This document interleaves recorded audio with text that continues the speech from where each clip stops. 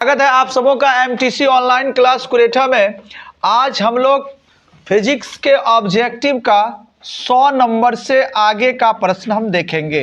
Part 1 में हमने 1 से लेकर 100 तक का प्रश्न सॉल्व करवाया था और पार्ट 2 में जो शेष फिजिक्स के प्रश्न बचे हैं उनको हम लोग देखेंगे। चलिए, पहला प्रश्न आपके सामने स्क्रीन पर है। 101वां, पानी में तैरती हुई मछली ऊपर प्रतीत होने का क्या कारण है? अर्थात गहराई मालूम कम पड़ने का कारण क्या है? आप सभी जानते हैं प्रकाश का अपवर्तन, और आपका सही ऑप्शन यहाँ ऑप्शन नंबर डी में दिख रहा होगा, प्रकाश का अपवर्तन। अगला सवाल बिल्कुल हल्का सवाल है। 102,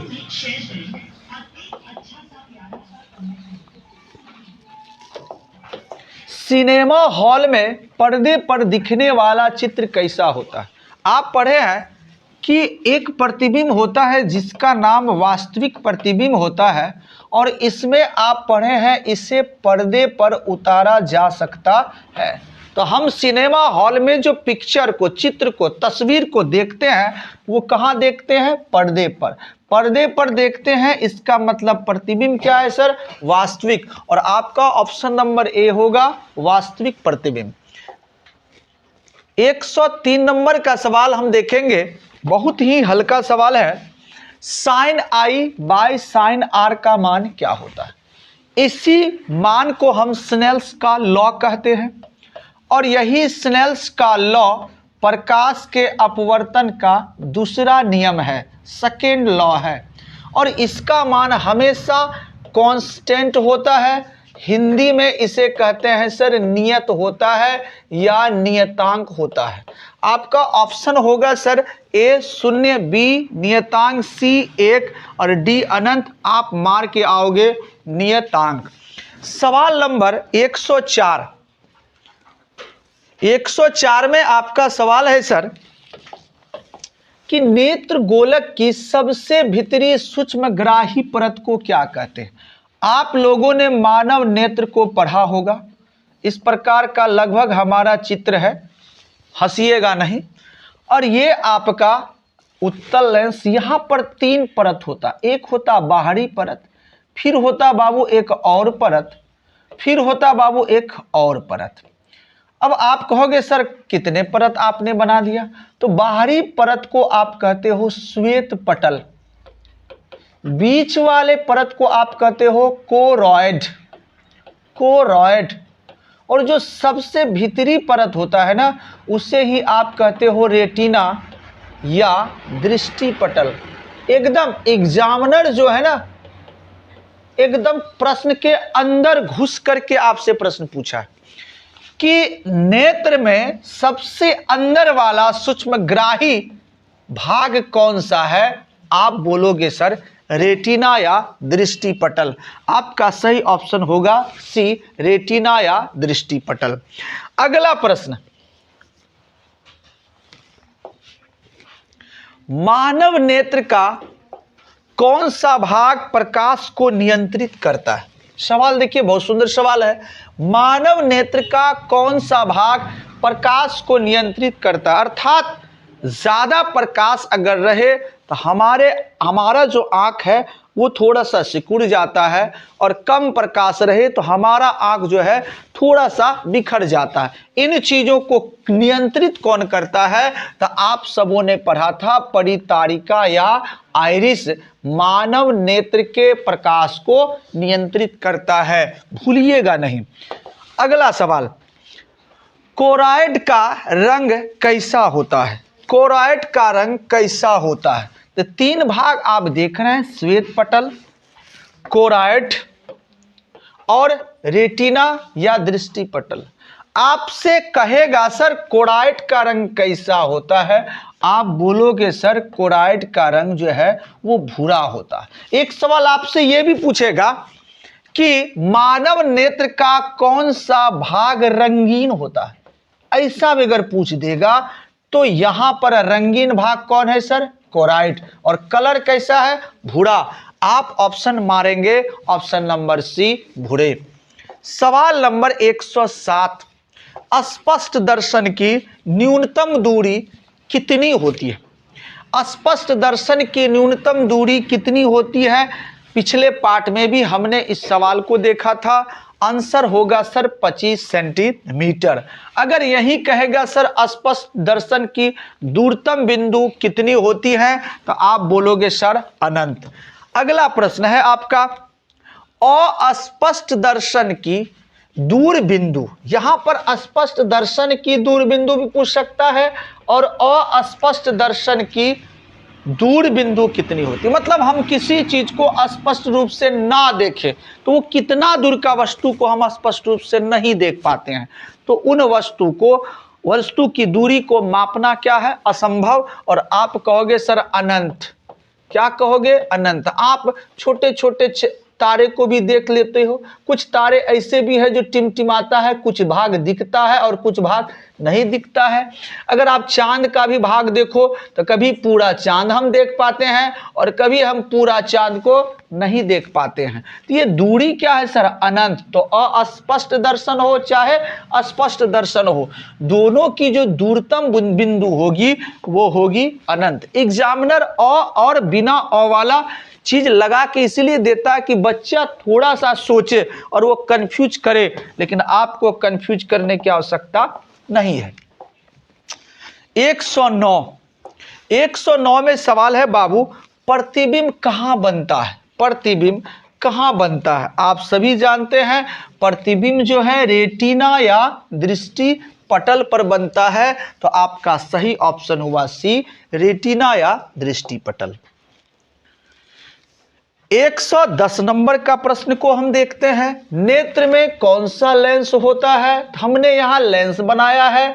तस्वीर देख के ही आपको पता चल रहा होगा कि ये जो लेंस है उत्तल लेंस है। आपका सही ऑप्शन हो जाएगा ऑप्शन नंबर सी। बोलोगे सर उत्तल लेंस। अगला सवाल, दूध, कुहासा, धुंध। दूध, कुहासा, धुंध किसका उदाहरण है? तो दूध, कुहासा और धुंध ये सर कोलाइड का उदाहरण है। आप बिल्कुल इनको भूलिएगा नहीं।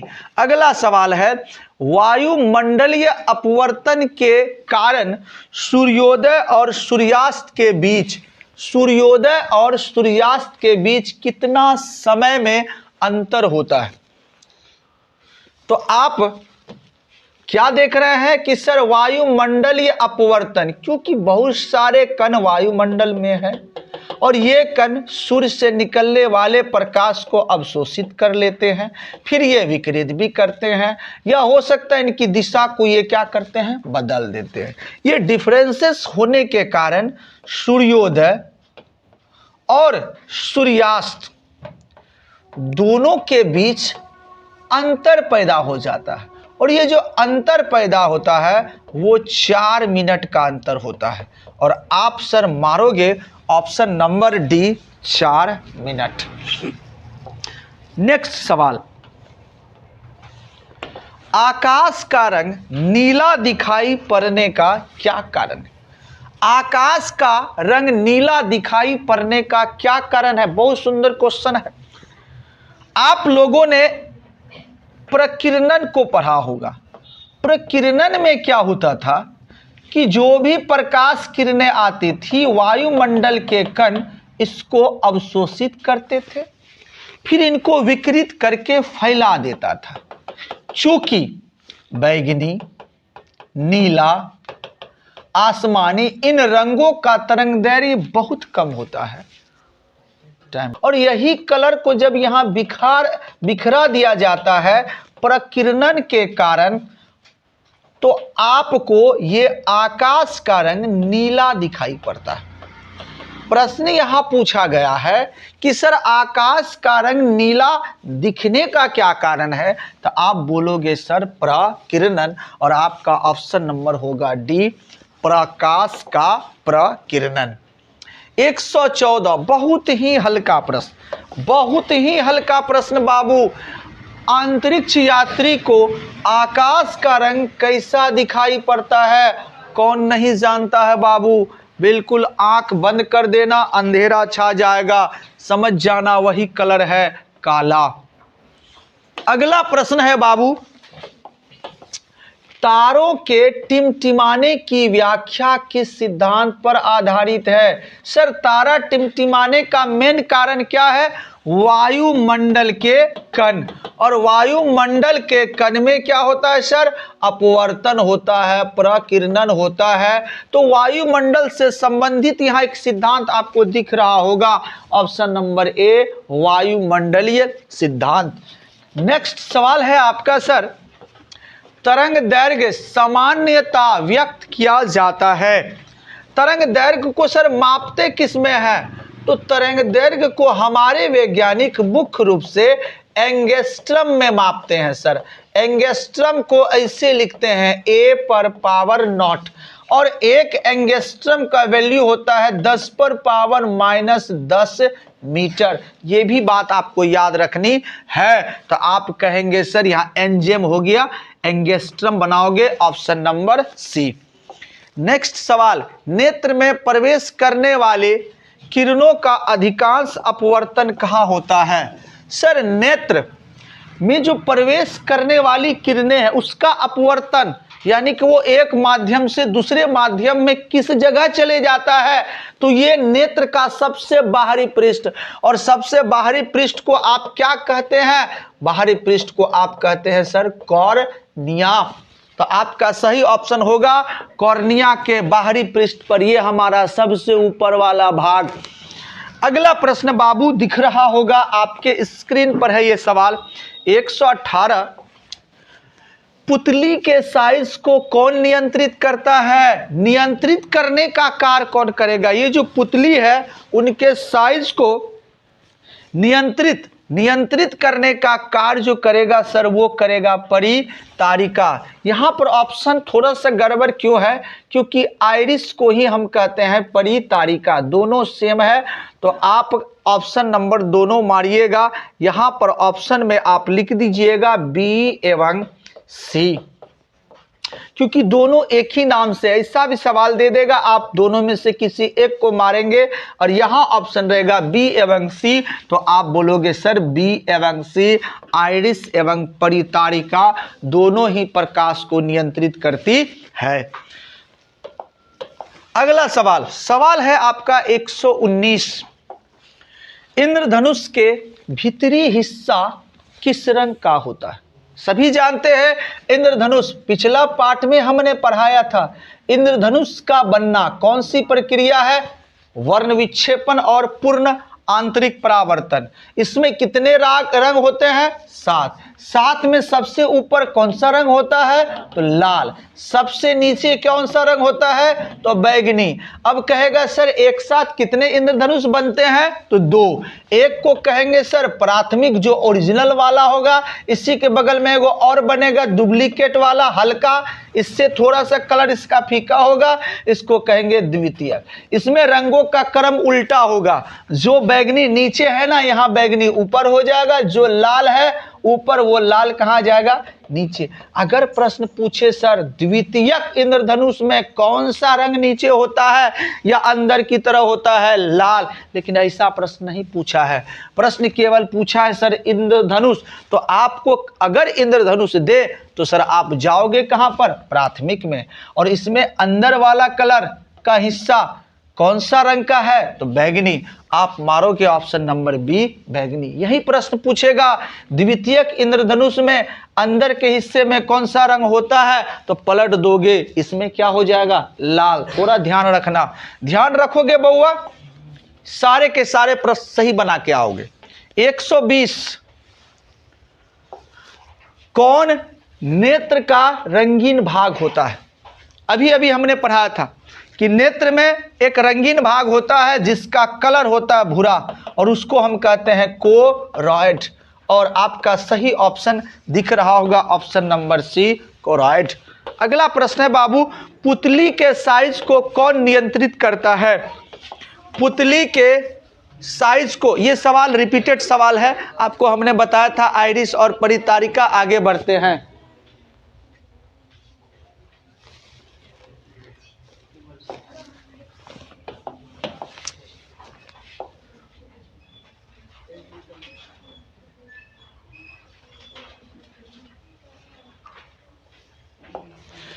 122। स्पेक्ट्रम में किस रंग का झुकाव सबसे अधिक होता, सबसे ज्यादा झुकाव किसका होगा भैया? ध्यान देंगे, जब आप स्पेक्ट्रम पढ़े होंगे तो इस स्पेक्ट्रम में 7 रंग होती है, 7 रंगों की पट्टी, VIBGYO और एक और डाल दीजिए R। ये लाल रेड है और ये वायलेट बैगनी है। जो सबसे ऊपर है इसका तरंग दैर्घ्य सबसे ज्यादा है। ध्यान देने वाली बात है कि जिसका तरंग दैर्घ्य सबसे ज्यादा होगा, जितना ज्यादा होगा वो उतना ही कम विचलित होगा, वह उतना ही कम बिखरेगा, और बिखरने का मतलब है वो उतना ही कम झुकेगा। अर्थात सबसे कम कौन झुकेगा? तो लाल। अब कहेगा सर सबसे ज्यादा कौन झुकेगा? तो जिसका तरंग दैर्घ्य सबसे कम होगा वो सबसे ज्यादा झुकेगा। तो झुकाव किसका होगा सबसे ज्यादा? बैगनी का। अब कहेगा सबसे कम सबसे अधिक झुकाव इनका हो गया, सबसे कम झुकाव किस रंग का होगा? तो आप कहोगे सर लाल। अगला प्रश्न, इलेक्ट्रॉन पर कौन सा आवेश होता? सभी जानते हैं एक परमाणु के अंदर सर प्रोटॉन, न्यूट्रॉन और इलेक्ट्रॉन होते हैं। इसके बीच वाले भाग को नाभिक कहते हैं। यहाँ पर सर प्रोटॉन और न्यूट्रॉन होता है।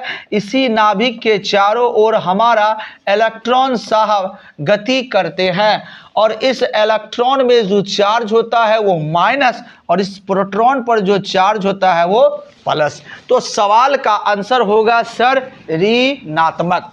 अगला प्रश्न, प्रोटॉन पर कौन सा आवेश होता है? तो प्रोटॉन पर सर प्लस, आंसर होगा धन आवेश। नेक्स्ट प्रश्न बाबू, परमाणु के नाभिक में क्या रहता है? देख ले, परमाणु के नाभिक में क्या रहता है? प्रोटॉन और न्यूट्रॉन। तो आपका आंसर होगा सी, प्रोटॉन तथा न्यूट्रॉन। बिल्कुल कंसेप्ट क्लियर रखो, फटाफट सवाल को बनाओगे। अब सवाल है बाबू, परमाणु विद्युतता उदासीन क्यों होता? विद्युतता उदासीन परमाणु, हम लोग जितने भी हम लोग हो, चाहे जो भी वस्तु हो, ये कलम हो, डिजिटल हो, कुछ भी हो, ये सारा का सारा बना हुआ है परमाणु से, एटम्स। और इसमें प्रोटॉन और क्या होता है? न्यूट्रॉन, और साथ ही इलेक्ट्रॉन। न्यूट्रॉन उदासीन होता है, इस पर कोई भी चार्ज नहीं होती। प्रोटॉन पर प्लस होता है, इलेक्ट्रॉन पर माइनस होता है। तो अगर ये परमाणु का बना हुआ तो इसको छुएंगे तो करंट आनी चाहिए, क्योंकि इस पर तो चार्जेस है। लेकिन कहता है आप छूते हैं तो सर ये उदासीन करंट नहीं मारता है, क्यों? यही प्रश्न है आपका कि परमाणु विद्युतता उदासीन क्यों होता है, आखिर करंट क्यों नहीं मारता है? तो आप कहोगे सर एक परमाणु के अंदर जितने प्रोटॉन होते हैं उतने ही इलेक्ट्रॉन। यदि इसके अंदर 5 प्रोटॉन होगा +5, तो इसके अंदर 5 इलेक्ट्रॉन भी होगा। अगर जोड़ोगे ना तो चार्ज क्या हो जाएगा? 0। इसीलिए ये क्या होता? उदासीन। क्यों? क्योंकि प्रोटॉन और इलेक्ट्रॉन की संख्या आपस में बराबर होती है। आप ऑप्शन पढ़ लोगे कि परमाणु विद्युतता क्या होता है, तो आप कहोगे सर उदासीन। अगर क्वेश्चन पूछेगा क्यों होता है, तो आप कहोगे प्रोटॉन और इलेक्ट्रॉन की संख्या समान होने के कारण ही परमाणु विद्युतता उदासीन होती। अगला सवाल आ गया। सवाल पूछने वाले पीछे हटते थोड़ी हैं। परमाणु विद्युतता उदासीन क्यों होता है? तो क्या बताया था सर? प्रोटॉन और न्यूट्रॉन की संख्या बराबर होने के कारण। नहीं, क्योंकि न्यूट्रॉन पे तो कोई आवेश ही नहीं होता। सर प्रोटॉन और इलेक्ट्रॉन की संख्या बराबर होने के कारण। बोलेंगे हाँ जी हाँ, प्रोटॉन और इलेक्ट्रॉन की संख्या बराबर होने के कारण। 128, कोई पदार्थ इलेक्ट्रॉन खोकर, अर्थात माइनस को खो करके क्या होगा? ध्यान देंगे, अगर ये सोडियम है, अगर इसका परमाणु संख्या 11, अगर ये इलेक्ट्रॉन किसी को देता है, अगर हम किसी को दे, इसका मतलब सर हम अमीर हैं, धनी हैं, और धनी व्यक्तियों की पहचान होती है किससे? प्लस। अगर कोई व्यक्ति, जैसे मान ले क्लोरीन है, तत्व की बात करें, कोई व्यक्ति किसी से पैसा उधार लेता है, लेना मतलब वो क्या है सर? कर्जदार है, और कर्जदार बोले तो उस पर क्या होगा सर? माइनस। तो प्लस प्रश्न है आपका कि इलेक्ट्रॉन खोकर यदि इलेक्ट्रॉन खोता है तो कौन सा चार्ज होगा, खोने वाला प्लस, अर्थात आप कहोगे सर धनावेशित। इसी तरह 129 में है कोई पदार्थ इलेक्ट्रॉन ग्रहण कर क्या होता है, तो आप कहोगे सर ऋणावेशित। आपका सही ऑप्शन होगा सी ऋणावेशित। 130 कांच की छड़ और रेशम की छड़, कांच की छड़ और रेशम के कपड़े को रगड़ने पर रेशम का कपड़ा क्या हो जाता है। अब आप एक कांच का छड़ ले ले और आप रेशम का एक कपड़ा ले ले, इधर है आपका सर रेशम का कपड़ा। अब आप इसको रगड़ोगे, रगड़ने पर इसका इलेक्ट्रॉन इस पर चले जाएगा, सॉरी इसका रेशम का जो इलेक्ट्रॉन है वो कहां चले आएगा सर, कांच पर आ जाएगा। उस स्थिति में सर रेशम पर ऋण आवेश आ जाएगा और कांच पर धन आवेश आ जाएगा। तो प्रश्न यही है कि कांच की छड़ और रेशम के कपड़े को रगड़ने पर रेशम कपड़ा क्या हो जाता है, रेशम कपड़ा ऋणावेशित हो जाता है।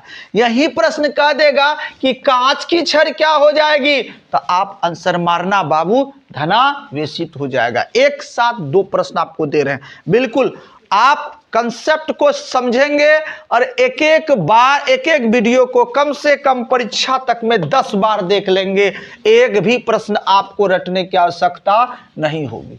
131 आवेश का एसआई मात्रक क्या होता है बउआ, सभी लोग जानते हो कूलाम। सी आवेश का एसआई मात्रक होता है, ऑप्शन मारोगे डी। अगला प्रश्न, विद्युत धारा की प्रबलता का एसआई मात्रक क्या होता है। भैया विद्युत धारा का प्रबलता हो या विद्युत धारा हो, उनका मात्रक एम्पियर ए होता है, सारे लोग जानते हैं और यह एक मूल मात्रक है, ऑप्शन नंबर ए एम्पियर। अगला सवाल, एम्पियर किसके बराबर होता है। अब इन्हें कहते हैं सवाल के अंदर का सवाल, सवाल के अंदर का सवाल। अब आपको मैं परिभाषा से इसका आंसर बताऊंगा। आपने पढ़ा होगा कि सर एम्पियर जो होता है ना वो विद्युत धारा का एसआई मात्रक होता है, और मैं आपसे कहूंगा बताइए विद्युत धारा का परिभाषा क्या होगा, तो आप कहोगे आवेश की प्रवाह की दर। आवेश की प्रवाह की दर को सर हम विद्युत धारा कहते हैं। ध्यान देंगे हमने क्या लिखा, आवेश की प्रवाह की दर, दर मतलब आप याद रखेंगे बटे समय, और आवेश का एसआई मात्रक अभी आपने पढ़ा कूलाम, और समय का होता है बउआ सेकेंड, कूलाम बाय सेकेंड आपको कहीं दिख रहा होगा, ऑप्शन नंबर सी। रटना ही नहीं है, एमटीसी मतलब रटना नहीं। अगला प्रश्न सवाल है बाबू, विद्युत विभव या विभवांतर का एसआई मात्रक क्या होता है। सभी जानते हैं विभव हो या विभवांतर उसका मात्रक होता है बाबू वोल्ट। अगला प्रश्न, वोल्ट किसके बराबर होता है। अब यहां ये प्रश्न के अंदर से प्रश्न, चूंकि विभव का एसआई मात्रक होता है वोल्ट, अब विभव का परिभाषा क्या होता है सर, तो एकांक धनावेश को, कौन आवेश को बउआ, एकांक धनावेश को अनंत से किसी बिंदु तक लाने में जितना भी कार्य होगा, मान लेते यहां से Q आवेश को लाने में कितना कार्य हुआ, W, Q आवेश को लाने में W कार्य होता है, तो परिभाषा में क्या है सर, एकांक। एकांक मतलब एक आवेश को लाने में कितना कार्य होगा, तो इक्किक नियम से जैसे एक यहां आएगा ये चले जाएगा बटे में।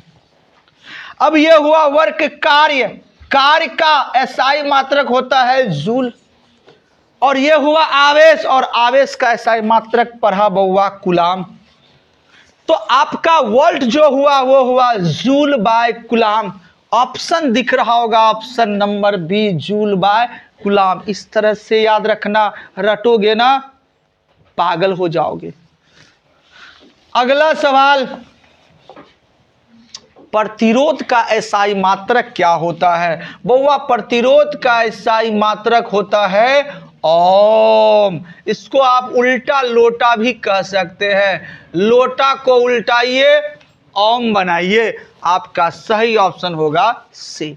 अगला प्रश्न, विद्युत शक्ति का एसआई मात्रक क्या होता? शक्ति चाहे किसी प्रकार का हो, उसका एसआई मात्रक होता है बाबू वाट। ऑप्शन नंबर मारोगे सी।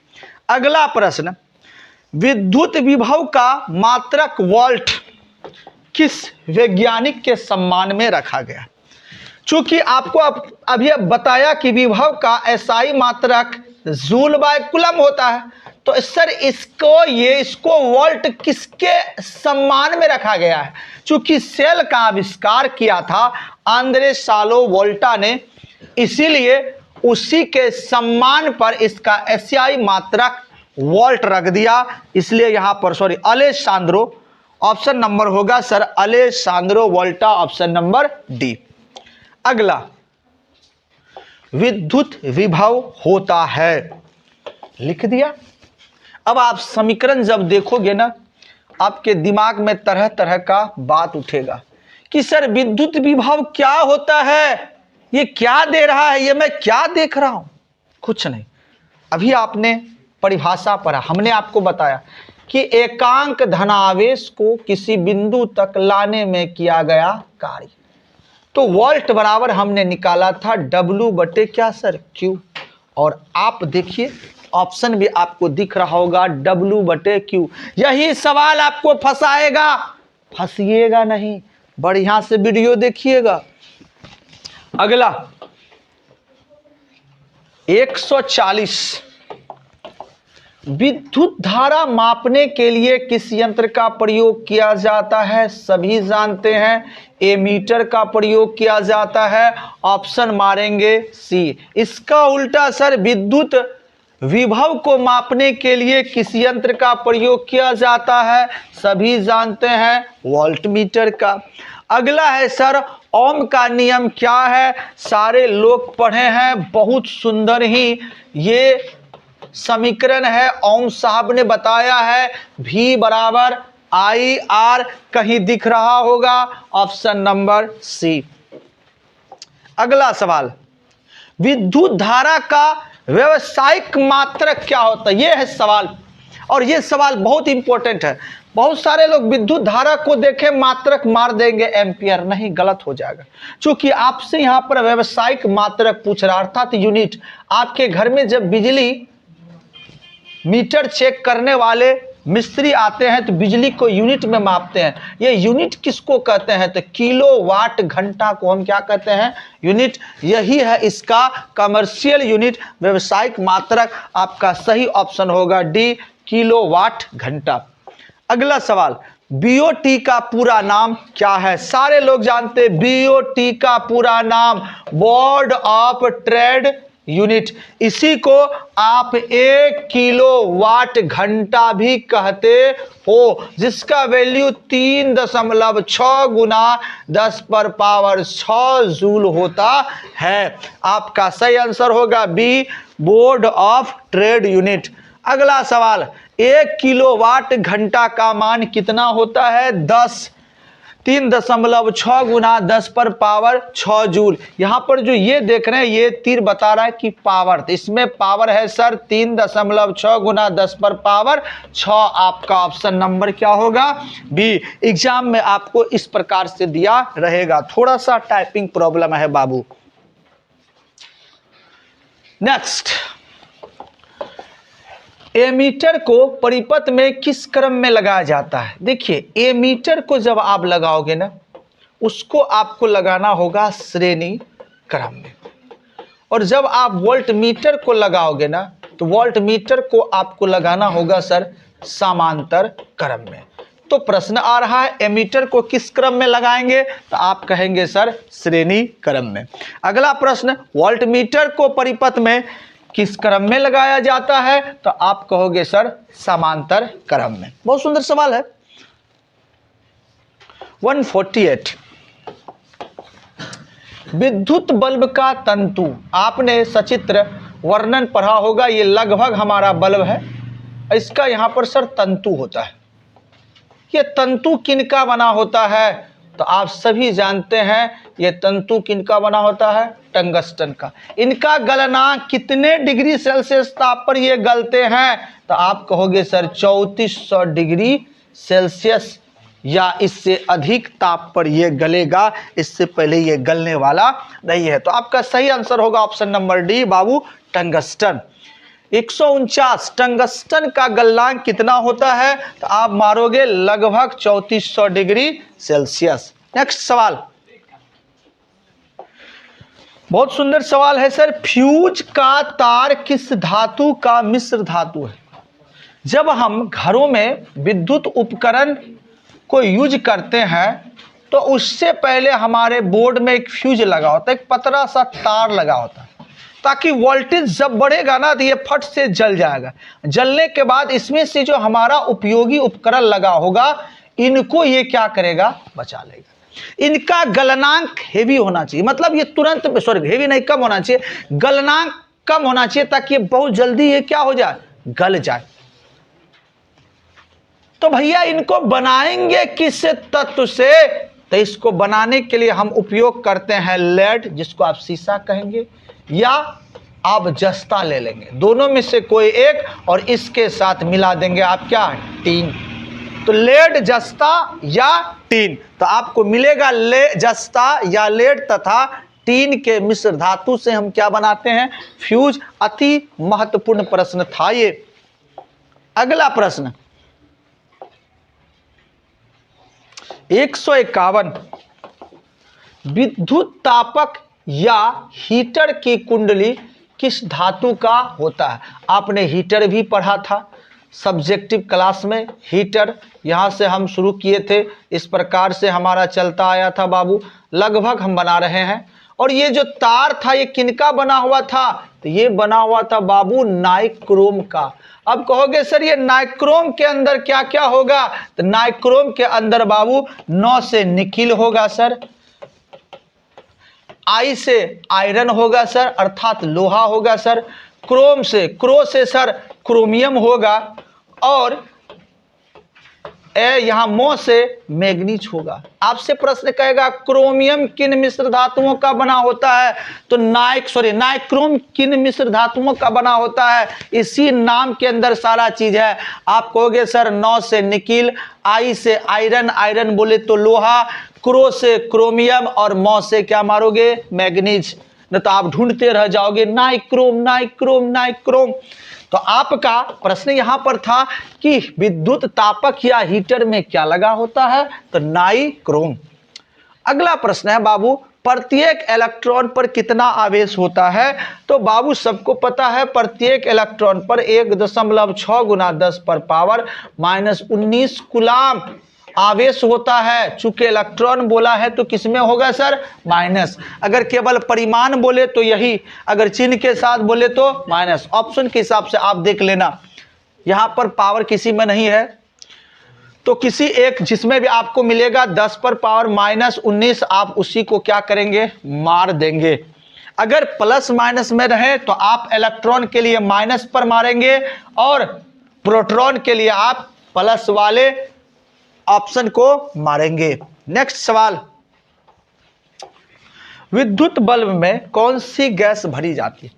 आप सबों ने पढ़ा था कि विद्युत बल्ब में सर निष्क्रिय गैस भरी जाती है, ताकि ऑक्सीजन के संपर्क में बल्ब का तंतु या फिलामेंट न आए, नहीं तो ऑक्सीजन से ऑक्सीकृत होकर यह तुरंत में भंगुर हो जाएगा और ये क्या हो जाएगा? टूट जाएगा। ऑक्सीजन से बचाने के लिए निष्क्रिय गैस भरी जाती है। इसी निष्क्रिय गैस को उत्कृष्ट गैस भी कहते हैं, इसी निष्क्रिय गैस को अक्रिय गैस भी कहते हैं, इसी निष्क्रिय गैस को हम नोबेल गैस भी कहते हैं। इसमें जो महत्वपूर्ण होता है वो आर्गन होता है, क्रिप्टन होता है, ज़ेनन होता है, हीलियम होता है। ये सारे लगभग महत्वपूर्ण निष्क्रिय गैस होते हैं। नियोन होता है। तो सबसे ज्यादा प्रयोग जो है ना आर्गन और हीलियम का ही होता है। अगला सवाल, नाइक्रोम किसका मिश्र धातु है? पूछ दिया सवाल। नाइक्रोम किसका मिश्र धातु है? नौ से निकेल, क्रो से क्रोमियम, मौ से मैग्नीज, आई से आयरन अर्थात लोहा। Option number D. अगला सवाल, इनमें से कौन सा निष्क्रिय गैस है? हमने आपको बताया निष्क्रिय या नोबेल गैस आर्गन है, नियॉन है, हीलियम है। आप बोलोगे सर इनमें से सभी। इसके अलावा अगर आपसे कहेगा सर और क्या, तो हम बोलेंगे क्रिप्टन है, जेनन है, ये भी आपका नियॉन गैस ही है, सॉरी नोबेल गैस ही है या निष्क्रिय गैस है। नेक्स्ट प्रश्न, ऊर्जा या उष्मा का एसआई मात्रक क्या होता है? हम कहेंगे ऊर्जा या उष्मा का एसआई मात्रक जो होता है वो होता है बाबू जूल, और आपका सही ऑप्शन होगा जूल। एसआई मात्रक बोला है, अगर केवल मात्रक बोलता तब तो भैया कैलोरी भी हो जाता, लेकिन एसआई बोला है इसलिए हम क्या मारेंगे? जूल मारेंगे। आगे है सर, एक कैलोरी ऊर्जा। कैलोरी हमने कहा कि कैलोरी भी किसका मात्रक होता है? ऊर्जा का, लेकिन वहां एसआई बोला है तो एसआई जूल का होगा। यहां प्रश्न है एक कैलोरी ऊर्जा का मान कितना होता है? तो एक कैलोरी ऊर्जा का जो मान होता है ना बउआ, वो होता है 4.18 जूल, और ये 4.18 का आप लिख सकते हैं लगभग 4.2 जूल, और सही ऑप्शन आपका होगा बी नंबर। 158 न्यूनतम प्रतिरोध प्राप्त करने के लिए, न्यूनतम प्रतिरोध प्राप्त करने के लिए प्रतिरोधकों को किस क्रम में आप जोड़िएगा? आपने प्रतिरोधों का क्रम पढ़ा है, एक पढ़ा है सर R बराबर R1 जोड़ R2 जोड़ R3, इसे हम कहते हैं श्रेणी क्रम। पढ़े हैं सभी लोग? एक पढ़े हम 1/R बराबर 1/R1 जोड़ 1/R2 जोड़ 1/R3, इसे हम कहते हैं बउआ समांतर क्रम। अब बात यह है कि आपके पास 3 प्रतिरोधक हैं, एक है R1, एक R2 2 और R3 3। अब आप दोनों को दोनों क्रम इन तीनों प्रतिरोधकों को दोनों क्रम में जोड़ेंगे। देखिए वैल्यू पता चलेगा। एग्जाम्पल के तौर पर इसका R1 के जगह 1 2 जोड़ 3 3 2 5 1 कितना 6 ओम आपको प्राप्त हुआ। किस क्रम में जोड़ने पर? श्रेणी। इसी को समांतर क्रम में अगर आप जोड़ोगे तो आपको प्राप्त होगा 1/R बराबर 1/R1 अर्थात 1 1/R2 अर्थात 2 1/R3 अर्थात 3। अगर आप इसका एलसीएम ले लो तो 6 आपका, अगर यहाँ कटेगा तो ये हुआ 6, यहाँ हुआ 2 तिया 6, यहाँ कटा 3 दूना 6। अब 1/R बराबर क्या देख रहे हैं? 6 3 9 2 11 11/6। अब आप इसको पलटोगे ना तो R जाएगा ऊपर और यहाँ पर 6 जाएगा ऊपर, नीचे हुआ 11। अगर लगभग भागा भी दो ना तो 0.11 पचे कितना हुआ? 55। क्या देख रहे हैं सर? सेम प्रतिरोधक है, आपने श्रेणी क्रम में जोड़ा तो वैल्यू निकला 6, और जब आपने समांतर क्रम में जोड़ा तो वैल्यू 1 से भी क्या निकला? कम।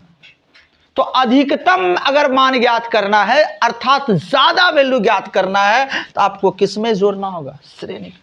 यदि आपको सबसे कम वैल्यू ज्ञात करना हो, यानी कि न्यूनतम वैल्यू ज्ञात करना हो, तो आप उसको किस क्रम में जोड़ेंगे? समांतर क्रम में। एक उदाहरण द्वारा मैंने आपको समझा दिया। तो सवाल है न्यूनतम प्रतिरोध, कम प्रतिरोध प्राप्त करना है, कम यहां आया है, किस क्रम में? आप बोलोगे सर समांतर क्रम में। इसी टाइप का सवाल है 159 कि सर अधिकतम प्रतिरोध प्राप्त करने के लिए प्रतिरोधकों को जोड़ा जाता है, तो आप कहोगे सर अधिकतम के लिए श्रेणी क्रम में। क्लियर है?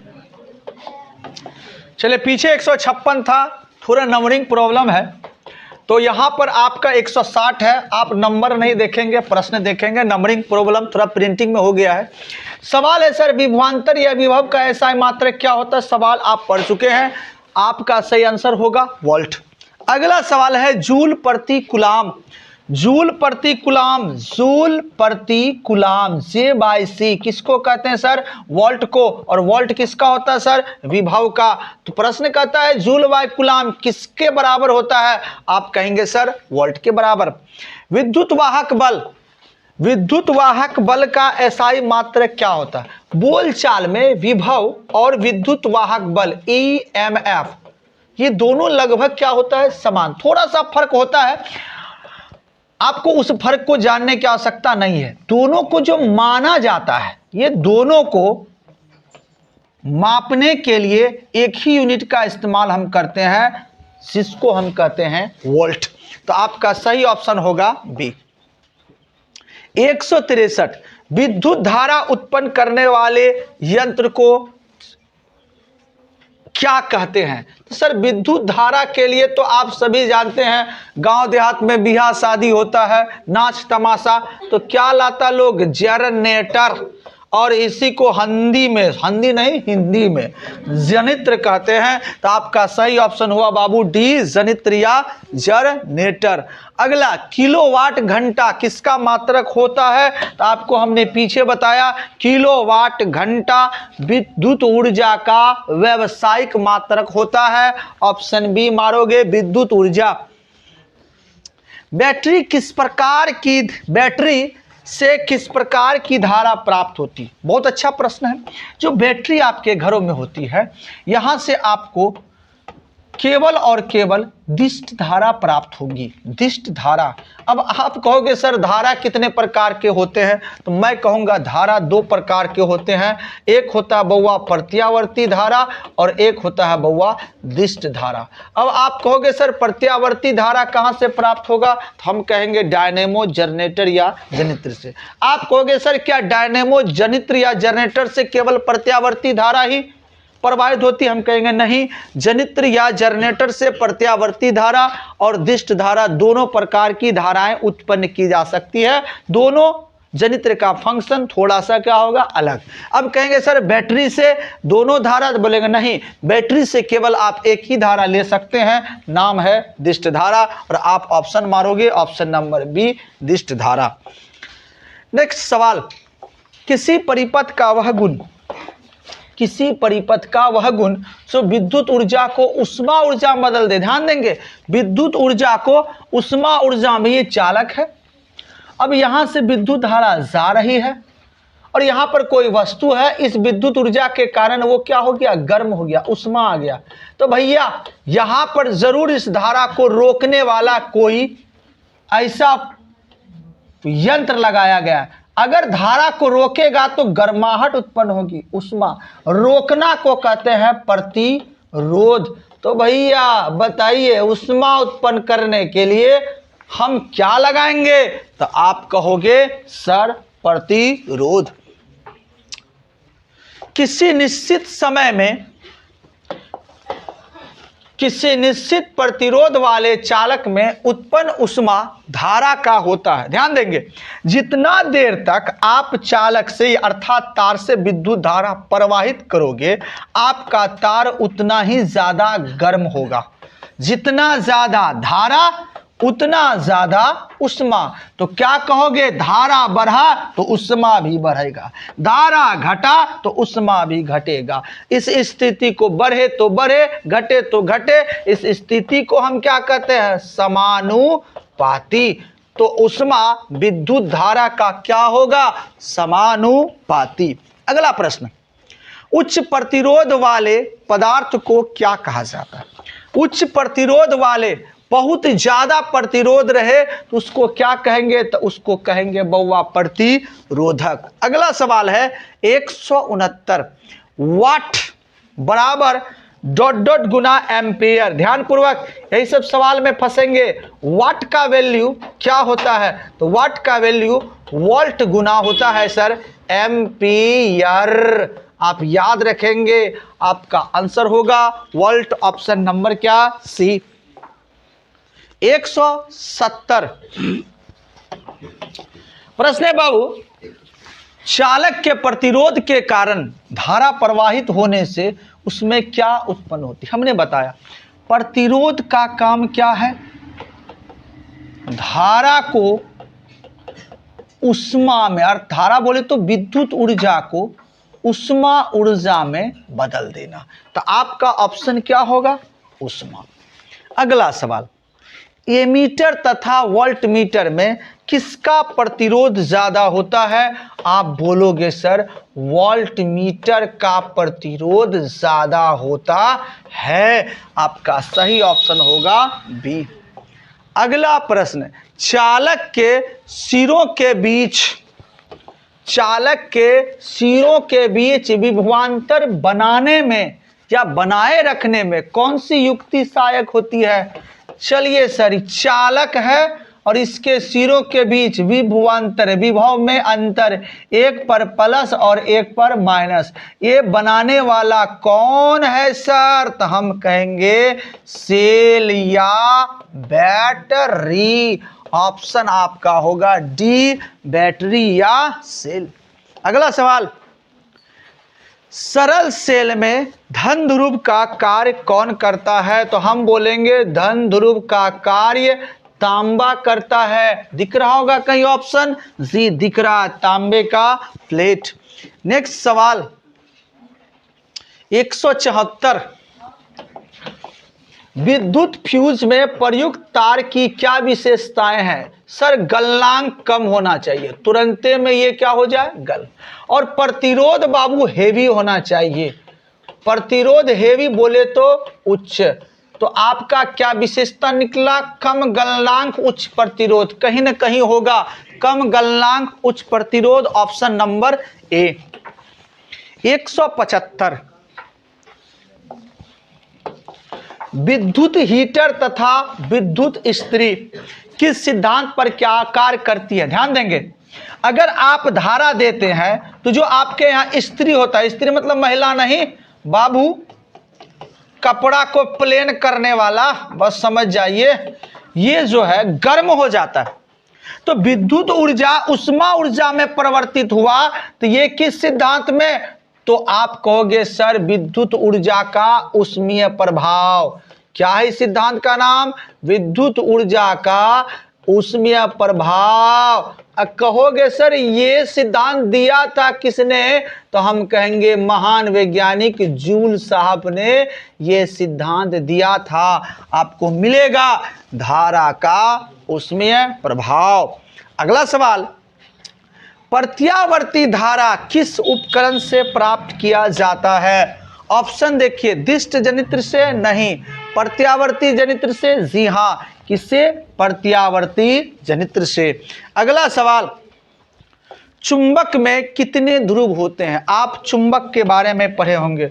चुंबक को जब भी स्वतंत्र पूर्वक लटकाओगे ना तो ये नॉर्थ और साउथ दिशा में बिल्कुल से खड़ा रह जाएगा। इस प्रकार से ये नॉर्थ पोल हुआ अर्थात उत्तरी ध्रुव, और ये साउथ पोल हुआ अर्थात दक्षिणी ध्रुव। दोनों को गिन लिया जाए तो ध्रुव की संख्या होगी 2, ऑप्शन नंबर बी।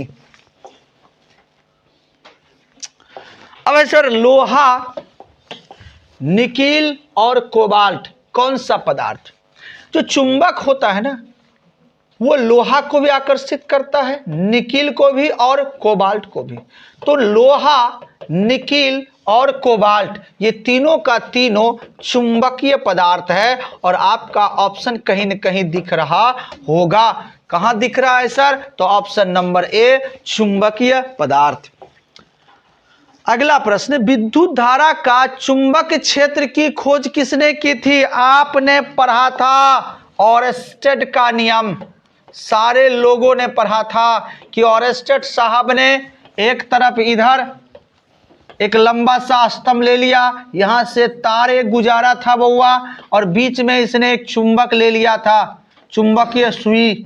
और जब धारा इधर से प्रवाहित हुआ तो ये इधर घूम गया, जब इधर से तो ये उल्टा घूम गया। इससे स्पष्ट हुआ कि जब बिना छुए कोई संपर्क नहीं है, इसके बावजूद भी ये धारा इस चुंबक को प्रभावित करता है, तो इसका मतलब इस धारा के चारों तरफ एक क्षेत्र होगा जिसे हमारे ऑरेस्टेड साहब ने चुंबकीय क्षेत्र कहा। ये ओरस्टेड का प्रयोग में आपने पढ़ा होगा। तो प्रश्न सीधा सा है, चुंबक क्षेत्र की खोज किसने की? तो आप कहेंगे सर ओरस्टेड ने की। अगला सवाल, चुंबक बनाने के लिए प्रायः किस क्षार का प्रयोग किया जाता है? चुंबक बनाइए चाहे ट्रांसफार्मर बनाइए, इनके लिए आपको नरम लोहे की आवश्यकता पड़ेगी। और आपका सही ऑप्शन होगा डी, नरम लोहे। 181 बहुत ही महत्वपूर्ण विद्युत चुंबक प्रेरण की खोज। इसी विद्युत चुंबक प्रेरण के कारण हम सभी डायनेमो से विद्युत ऊर्जा ले पाते हैं। सर किसने की थी? तो आप कहोगे माइकल फैराडे ने। आपसे कहा जाए सर विद्युत चुंबक प्रेरण क्या होता है?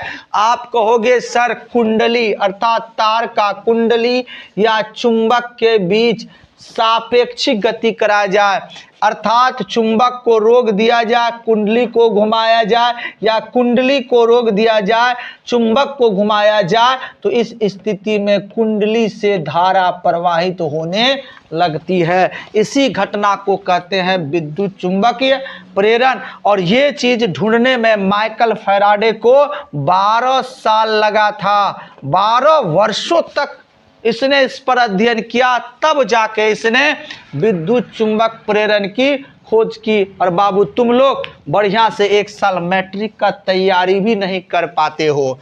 सही ऑप्शन क्या होगा? फैराडे। हमारे घरों में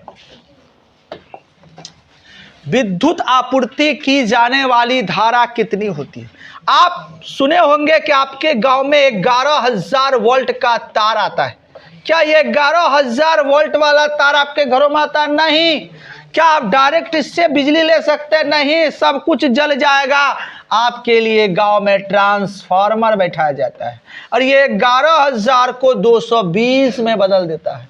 और इसकी जो आवृत्ति होती है उसको 50 हर्ट्ज करके तब आपके घरों में ये धारा पहुंचाई जाती है। यदि 11,000 पहुंचाया जाए ना तो सब जल के क्या हो जाएगा? राख। तो सवाल यही है कि हमारे घर में किस तरह की धारा आती है? तो हम कहेंगे सर 220 वोल्ट वाली और 50 हर्ट्ज आवृत्ति वाली। हमारा ऑप्शन होगा ए। 183 विद्युत जनित्र का क्या कार्य है? विद्युत जनित्र का कार्य है सर यांत्रिक ऊर्जा को विद्युत ऊर्जा में बदल देना। जस्ट इसका उल्टा मोटर आएगा कि मोटर में आप विद्युत ऊर्जा दोगे तो उसका पहिया क्या होने लगेगा? घूमने लगेगा। इसमें हम पहिया को घुमाते हैं ना, तब जाके क्या देता है? विद्युत। पहिया का घूमना यांत्रिक ऊर्जा, पहिया का घूमना यांत्रिक ऊर्जा। और इधर हो गया आपका क्या? तो डायनेमो पहिया घुमाइए विद्युत ऊर्जा देगा, यांत्रिक ऊर्जा को विद्युत ऊर्जा में बदला। और मोटर में विद्युत ऊर्जा दीजिए, मोटर चलेगा, अर्थात विद्युत ऊर्जा को यांत्रिक ऊर्जा में बदल दिया। फिलहाल प्रश्न है कि विद्युत जनित्र का क्या काम है? तो यांत्रिक ऊर्जा को वह विद्युत ऊर्जा में बदल देती है। देखिए कहीं न कहीं ऑप्शन है, ऑप्शन नंबर बी, यांत्रिक ऊर्जा को विद्युत ऊर्जा में बदलना। अगला प्रश्न, विद्युत मोटर का क्या कार्य है? जस्ट उल्टा, विद्युत ऊर्जा को यांत्रिक ऊर्जा में बदलना। Option number A. अगला सवाल, माइकल फैराडे का जन्म कब हुआ था? अति महत्वपूर्ण सवाल। सर आप लोगों ने पढ़ा होगा कि माइकल फैराडे का जो जन्म हुआ था वो हुआ था 1791 ईस्वी में। अगला सवाल है, माइकल फैराडे किस इंस्टीट्यूट के निदेशक बने? आपको पता होगा कि माइकल फैराडे जो है रॉयल इंस्टीट्यूट के निदेशक बने। अगला सवाल, भूतार या अर्थ वायर, भूतार या अर्थ वायर किस रंग का आता है? आपके घरों में अगर वायरिंग होगी तो वहां आप 3 तार को देखेंगे, 3 तार। एक जो मेन तार होगा जिसमें आपका विद्युत धारा ओरिजिनल में प्रवाहित हो रही है, इसको आप कहते हैं गर्म तार, इसी को आप कहते हैं मेंस लाइन। यही है खतरा, क्योंकि करंट सबसे ज्यादा यही होगा, खतरा, डेंजर। और डेंजर को लाल से व्यक्त करेंगे तो आपका जो गर्म तार होगा वो किससे होगा? लाल से। बहुत ज्यादा धारा होने पर बाबू, बहुत ज्यादा धारा होने पर वो धारा को हम कहां लेके चले जाते? पृथ्वी के नीचे। पृथ्वी के नीचे लेके जाएंगे तो हम क्या हो जाएंगे? सुरक्षित। और सुरक्षित के लिए कहोगे जी हाँ ठीक है, ओके, आप जा सकते हैं। तो आप रेलवे में देखे होंगे, ट्रेन जब खुलती है ना तो कौन सी झंडी दिखाया जाता है? हरा। यह सुरक्षित है। तो भूतार को, जो अर्थ वायर होगा, उसको हम दिखाएंगे बाबू किससे? हरा से। किससे दिखाएंगे बाबू? हरा से। और एक और तार होगा उदासीन तार, कोई इस पे चार्ज नहीं, इसके साथ रहेगा तो इससे लेगा, इसके साथ रहेगा तो इससे रहेगा। कहेगा ओ काला कलूटा है, साइड में हो जा, इसका कलर हो जाएगा बाबू क्या? काला। याद रखना, गर्म खतरनाक लाल, हरा सुरक्षित है, और काला कोई काम का नहीं। जब काले है तो कोई काम का नहीं। कलर में नहीं लीजिएगा अपना शरीर के कलर में, न तो गाली दीजिएगा आप लोग हमको। आपका प्रश्न था कि सर भूतार या अर्थ वायर किस रंग का होता है? तो आप मारोगे क्या? हरा। अगला प्रश्न, गर्म तार या मेल लाइन किस रंग का होता है? तो आप कहोगे सर लाल। अभी हमने आपको बताया। अगला प्रश्न है, विद्युत उपकरण का धातु का आवरण किससे जोड़ा जाता है? विद्युत उपकरण, कोई भी विद्युत उपकरण है, मान लेते हैं हमारे घर में टीवी है, टीवी चलाने के लिए किससे इसको जोड़ेंगे?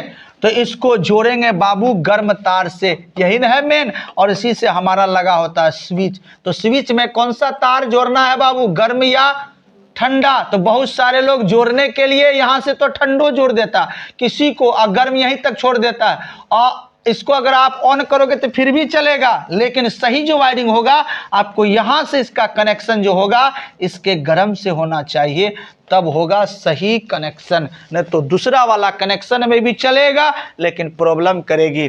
तो विद्युत उपकरण का धातु आवरण किससे जोड़ा जाता है? आप कहोगे गर्म तार से। अगला प्रश्न, स्विच लगाए जाते हैं, वही वाली बात, स्विच कहां लगाओगे बाबू? ठंडा में या गर्म में? तो गर्म में। ऑप्शन होगा ए, गर्म तार में। अगला सवाल, विद्युत फ्यूज आधारित होता है। विद्युत फ्यूज आधारित, फ्यूज क्यों लगाते हैं? कि अगर धारा बढ़े तो ये गलकर समाप्त हो जाए। और गलेगा कब? तो गलेगा जब इसमें क्या हो जाएगा? उष्मा। अगर विद्युत ऊर्जा को उष्मा में बदलते हैं तो इसी प्रभाव को कहते हैं विद्युत ऊर्जा का उष्मीय प्रभाव। आपका सही ऑप्शन होगा ए, धारा के उष्मीय प्रभाव। 192, विद्युत परिपथ को ध्यान देंगे। विद्युत परिपथ में विद्युत फ्यूज को कहां जोड़ोगे? 3 तार, गरम, भूतार और ये उदासीन तार। तो जब भी किसी उपकरण को जोड़ा जाता वो हमेशा किस पर जोड़ा जाना है? गर्म तार पर। सही ऑप्शन होगा भैया गर्म तार, या इसका दूसरा नाम होता है विद्युन्मय तार। ठंडा या उदासीन तार किस रंग का होता है? अभी हमने बताया सर वो काला रंग का होता है। अगला सवाल, दिक् परिवर्तक युक्त जनित्र कैसी धारा उत्पन्न करती है? दिक् परिवर्तक मतलब एक निश्चित दिशा में इसका धारा प्रवाहित होगा। तो दिक् लगा हो तो दिष्ट धारा, दिक् न लगा हो तो प्रत्यावर्ती। तो दिक् लगा है तो आप मार के आना बाबू दिष्ट धारा। नेक्स्ट सवाल, लघु पथन या अतिभारण, जिसको आप शॉर्ट सर्किट या ओवरलोडिंग, बहुत ज्यादा ओवरलोड हो जाए, यहां जनरेटर मेला में चल रहा, खूब लोड हो गया, बीच का तार ही क्या हो जाता? गल जाता। या सुने होंगे कहता शॉर्ट मार दिया। शॉर्ट मार नहीं दिया बाबू, इसको शॉर्ट सर्किट कहते हैं। ये इससे बचाव हेतु आप किस यंत्र का प्रयोग करेंगे? अर्थात तार आपका ना जले, क्या करेंगे? तो सर हम फ्यूज लगा देंगे। जैसे वोल्टेज बढ़ेगा ना फ्यूज उड़ जाएगा, जिससे हमारा तार क्या हो जाएगा? बच जाएगा। तो आप कहोगे ऑप्शन नंबर सी, फ्यूज। इसलिए आप देखेंगे मेला तमाशा में जनरेटर से जो लाइन आती है एक बोर्ड में आती है, और यहाँ पर बहुत बड़ा बड़ा फ्यूज को लगाया जाता है। देखेंगे तब जाके ये मेला तमाशा में लाइन को देगा, ताकि कहीं भी ज्यादा वोल्टेज हो तो हमारा फ्यूज उड़ेगा। अगर हम यहाँ फ्यूज नहीं लगाते तो पूरा का पूरा ताल जलने का डर रहता है। माइकल फैराडे की मृत्यु कब हुई थी? बहुत ही सुंदर सवाल है। माइकल फैराडे की मृत्यु सभी लोग जानते हैं 25 अगस्त 1867 को हुई थी।